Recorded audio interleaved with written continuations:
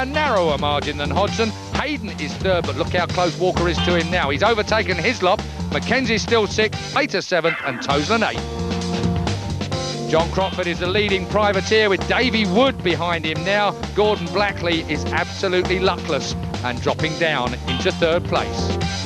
John, you crashed out in spectacular style in that first race. Real gutsy performance of you to get back on and start from pit lane. Are you all right? Yeah, fine. Just a bit bad and bruised, but yeah, luckily the number 2 bike was up and running. We've had a few problems with it, so but it held together. I managed to ride around a few problems that we had and managed to pull the win out of the bag, so really pleased. Well deserved. Huge congratulations to you. You really do deserve that.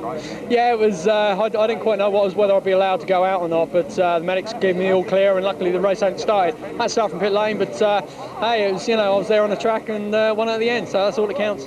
That's the most miserable face I've ever seen you have. Couldn't quite catch them boys out there, could you? No. I mean, I was riding hard and trying hard, but I was just losing too much time in a couple of places, and job's done really. Any changes for the next race? No, I don't think so. There's not a lot we can do about it, really. You fought so hard and you managed to hold him off for such a long time as well. Yeah, it was. It's totally my fault. I'm really, I'm mad at myself. It's a mistake I made. I missed the gear. I looked over my shoulder. I never look over my shoulder. I want my plane out. I looked over my shoulder, and then I missed the gear, and I paid the price. As soon as I missed the gear, I knew it. Because I know the drive. You get up the hill, and once you lose the drive, then obviously you lose sort of 10 mile an hour at the top, and he come flying past me, and I wanted to grab hold of his seat, but I couldn't quite grab it, So. You got a great start in race 1, not such a good start in race 2. Do you think that had anything to do with it? No, not at all, really. I rode well. I didn't make any mistakes. I had the race under control till the last straight. I didn't think I'd get beaten on the straight, but it's a learning curve. There's one thing for sure: I won't make that mistake again. Huge congratulations. They don't get much better than that. We were waiting for you to make your move, but you certainly kept us on the edge of our seats. Yeah, I mean, everywhere I was, Neil was every bit as fast as me, and I hadn't really got a master plan. I was just kind of hanging on, and fortunately he made a bit of a mistake through the chicane on the last lap, and it gave him a chance to get up the side of him, and that was it. Thank you. You got an excellent start in that race, didn't you? Yeah, I was glad it got stopped actually, because I had a bit of a miserable set off in the first one before it was red flag, so we adjusted the clutch and it was fantastic, brilliant. We know how you hate coming second. You must be happy on this one. Absolutely. So the scene is set for a cracking second Superbike race later in the day. Chris Walker can't celebrate yet, even if he wants to. Next, we've the mighty Superstocks. Matt Llewellyn is a series leader and starts from pole position. Main rival and teammate David Jeffries will be hard to beat, though, when he's not distracted.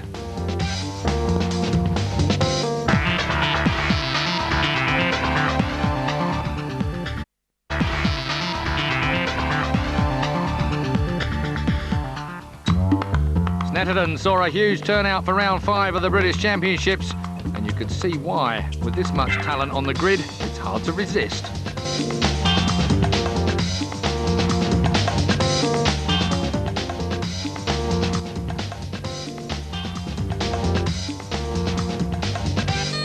Here's how the Superstocks lined up after qualifying. That old smoothie himself on pole, with the stunning Steve Plater on the ZX9 Kawasaki beside him. Jeffries third and Aussie Glenn Richards fourth. On row 2, Christopher Mullen, Rob Frost, Max Vincent and Chris Heath.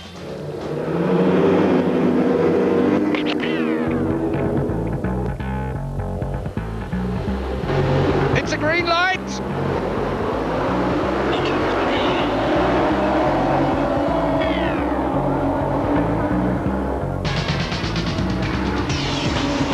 Matt Llewellyn being chased hard by the pack. Down goes Glenn Richards though at Sears.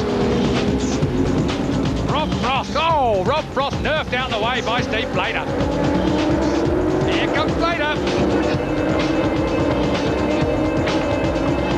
Plater versus Jeffries versus Rob Frost. Hold your eyes, boys. Llewellyn out on his own.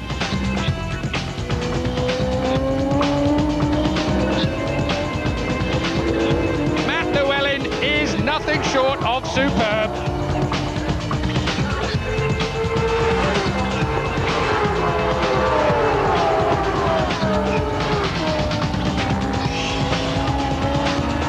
While Matt Llewellyn cruises round on the slowing down lap, the team run towards the podium as Matt is confirmed the winner. quick kiss from Kirsty. Matt looks happy. To confirm, Matt Llewellyn as the winner from Steve Plater, who edged out Rob Frost for that second place. Christopher Mullen, a subdued fourth this week. David Jeffries slips back down to fifth. Steve Brogan, Gus Scott and Jamie Morley round out the top 8. Matt, great start, great lead. There wasn't any catching you, but it must have seemed like an awful long race. Yeah, I did think it was like 20 odd laps. I thought it was 18 myself, but I kept looking at the board, looking at the pit board, and it is a long race round here when you're like out on your own on the front. Just like caught some back marks up, they keep you focused, just made the best of them, just to keep a nice comfortable advantage really. The bike worked real well, the Page3.com, Yamaha and the Metzeler tyres are brilliant, so job was easy. I'm surprised you can concentrate actually with these two stood next to me. It's quite relaxing. Very beautiful. And another pair of beauties are Matt and Dave. Well, that's what their team think of them. Sony Hondas, Vermeulen and Richards are 3rd and 4th, and that ride from Rob Frost elevates him to 5th. Steve Brogan drops to 6th, and Steve Plater is up to 7th after only 2 races in the series. Matt's making the most of it again. Girlfriend Kirsty will be pleased.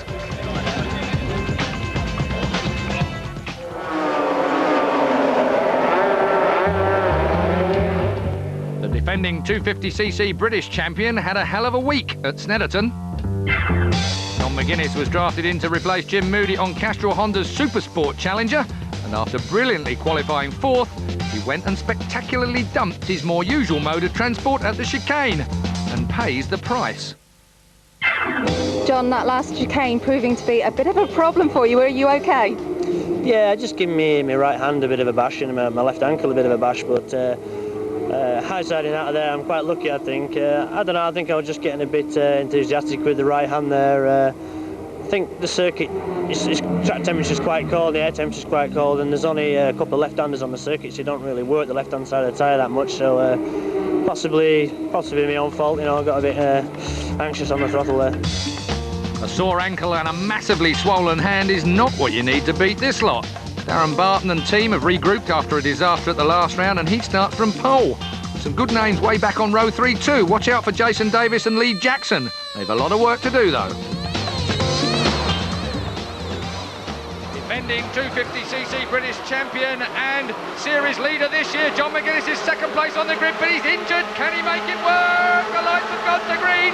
Number 1 is John McGuinness. McGuinness flies away. His right hand, his throttle hand that is in all sorts of shapes. It's huge. It's swollen, and he is still in the lead. What a man.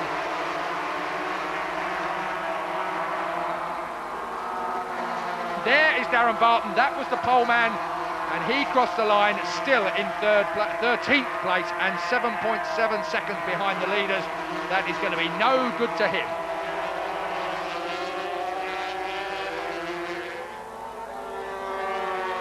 Number 1, John McGuinness still leads from number 7, Gary Haslam. Then it was Ian Bennett, but now it is Callum Ramsey. Callum Ramsey then, the Neil Mackenzie sponsored Yamaha, the Caledonia Homes Yamaha of Callum Ramsey. Don't bet against Callum Ramsey. He is a class act. Qualified in 6th place on the Mackenzie racing bike, but he's now up to 3rd place. And out of these 4-5 men, you can bet Callum Ramsey has got something up his sleeve. Oh, and there it is. Up his sleeve was a massive passing manoeuvre. Through has gone Callum Ramsey. Found a massive hole in front of him in the air. He got a perfect slipstream. Oh, Barton is out. What luck this man has. Like none of it. So Darren Barton cruises to the finish of his race. He qualified in pole position. His bike has now expired while he was down in 12th place. So Barton was a long, long way off the pace. Number 1, John McGuinness, 2nd place. Going to have to work very hard to get past him in the slipstream. But here comes Jason Davis! Wow, working very hard indeed. Jason Davis had 2 motorcycles punching a clean hole through the air in front of him and takes the 2nd place from John McGuinness brilliantly. And Gary Haslam has slipped to the back of that 5-man bunch. Jason Davis then in 2nd place. Oh, no, he's not. He's down and out. And, oh, head first.